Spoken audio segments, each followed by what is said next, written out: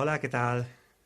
Hoy vamos a ver los errores habituales que se suelen cometer cuando un estudiante quiere realizar su trabajo fin de grado, su trabajo fin de máster o una tesis doctoral. No suelen ser trabajos de fácil redacción.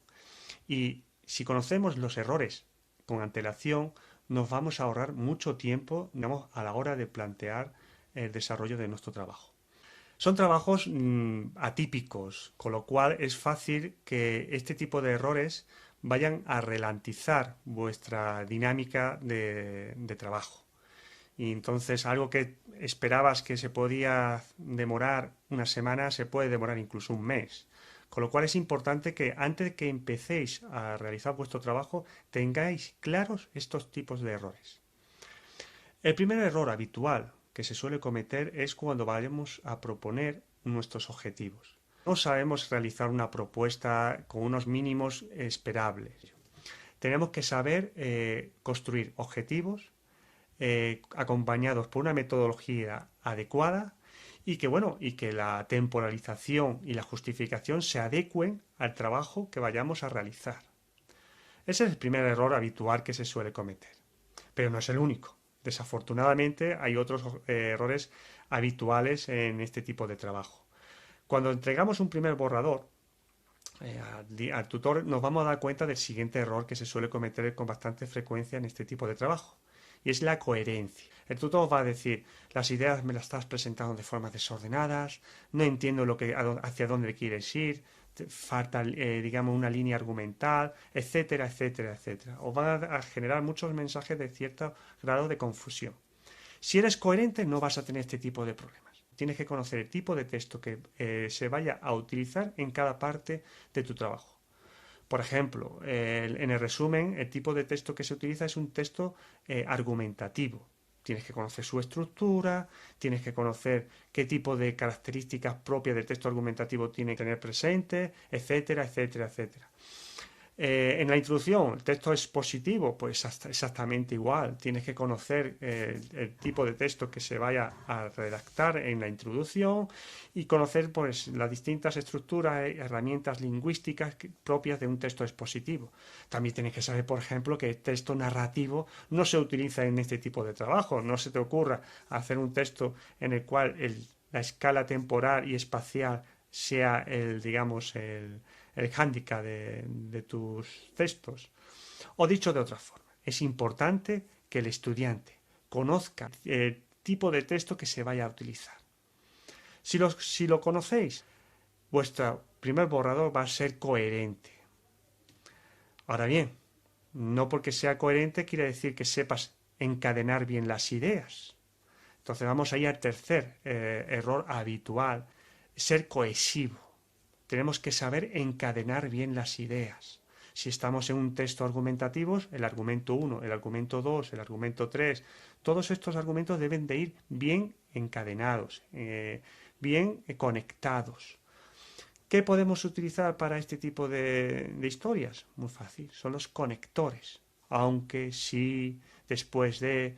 normalmente los tipos de estos que vayamos a utilizar suelen ir acompañados por conectores muy característicos.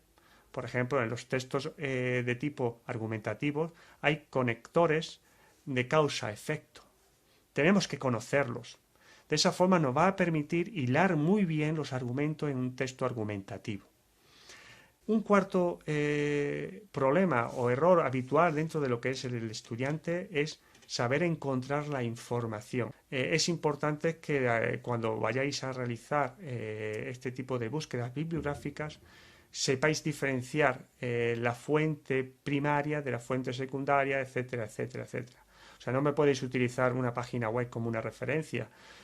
A ver, hay casos en el cual no se pueden evitar, pero bueno, a ver, es bueno que desde el principio intentéis buscar fuentes primarias de naturaleza física. Para ello es importante que conozcáis los repositorios habituales de vuestra materia. O sea, dependiendo un poco del área en el cual os mováis, habrá unos repositorios recomendables o no. Por favor, recurrid a vuestro tutor y que os expliquen dónde podéis encontrar la información de interés. El quinto error os va a quitar mucho tiempo, ya lo digo de antemano. Tenemos que conocer la nomenclatura, tenemos que conocer los formatos. Si desde el principio sabéis trabajar bien en Word o en OpenOffice, definiendo el formato, tipo de letra, interlineal, párrafo, etcétera, etcétera. Utilizáis gestores bibliográficos que os permitan de alguna forma poder realizar citas sin necesidad de ir cambiando constantemente el formato de vuestras citas, perfecto. Este tipo de error es un error bastante fácil de subsanar. Utilizando correctamente el editor de texto que vayáis a utilizar, Word, OpenOffice, el que vayáis a utilizar, desde el primer momento, eso sí, desde el primer momento tenéis que poner el formato que se os va a pedir, y si la bibliografía que vas a utilizar va a ser de más de 40 referencias, pues es recomendable utilizar un gestor bibliográfico, tipo EndNote, Mendeley, o si no tenéis licencia, pues podéis utilizar Zotero. Pero hay gestores bibliográficos que van a permitir manejar las referencias bibliográficas de forma automática y no manual. Y vais a ahorrar mucho tiempo. Otro de los errores habituales y que de alguna forma también os cuesta mucho es saber concluir. Las conclusiones no son vuestros resultados. Tenéis que darle una proyección de los resultados y eso no es fácil. Tenéis que intentar evitar concluir con los resultados. Tenéis que darle una proyección. Hay un error que es muy curioso, que es el de la comunicación con el tutor. Yo no sé lo que tenemos los tutores cuando dirigimos este tipo de trabajo, pero al alumno le da miedo comunicarse.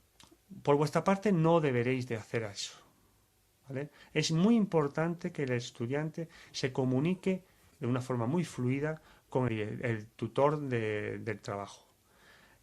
Por propia experiencia ya me ha pasado que estudiantes que se comunican poco con el tutor suelen ser estudiantes que van a tener más problemas. Entonces os recomiendo que preguntéis todo lo que tengáis que preguntar al tutor, todo.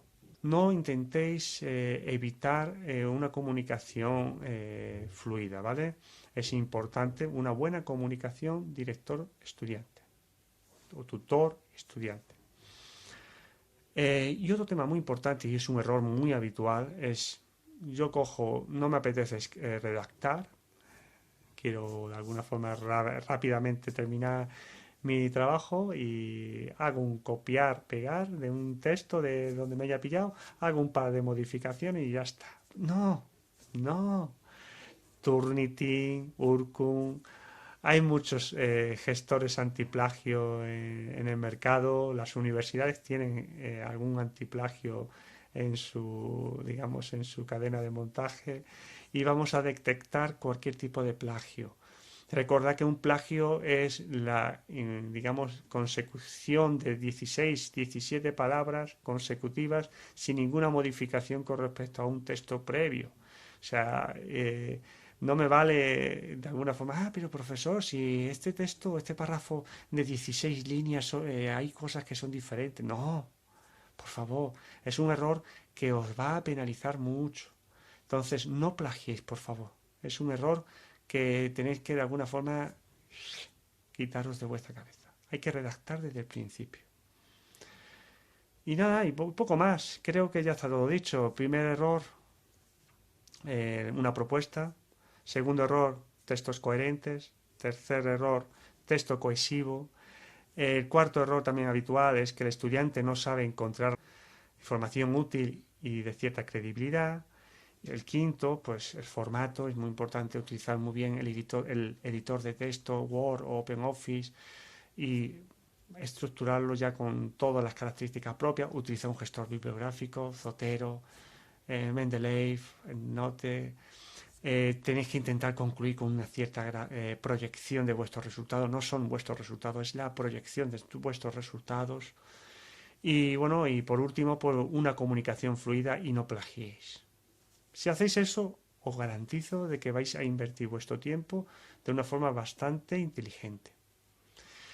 Ahora me diréis, bueno, sí, está muy bien conocer los errores, los 8 errores habituales en el estudiante que empieza a hacer su trabajo fin de máster, fin de grado o tesis doctoral. Vale, ¿qué hago para corregirlo?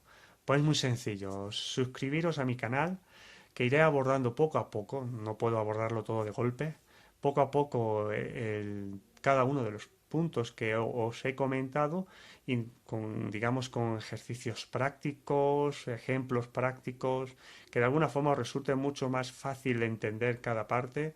Y entonces, pues simplemente eso, suscribiros. Intentaré sacar una publicación semanal de cada uno de los puntos que hemos visto. Ya he abordado algunos puntos, como es lo que es el primer error habitual, que sería la propuesta. Y iremos poco a poco abordando los distintos puntos de interés. Espero vuestros likes, vuestras suscripciones, vuestros comentarios positivos y negativos de estos vídeos, porque necesito conocerlos y poco más. Sin más, me despido y hasta la próxima. Hasta luego.